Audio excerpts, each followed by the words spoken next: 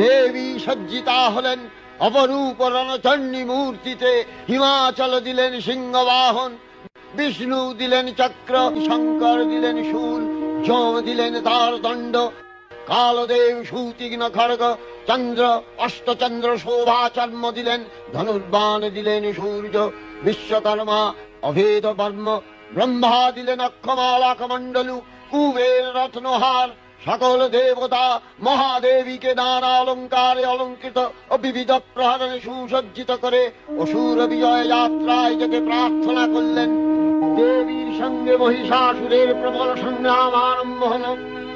দেবীর অস্ত্র প্রহারে দৈত্যসেনা ছিন্ন ভিন্ন হতে লাগল। মহিষাসুর ক্ষণে রূপ পরিবর্তন করে নানা কৌশল বিস্তার করলে আমারো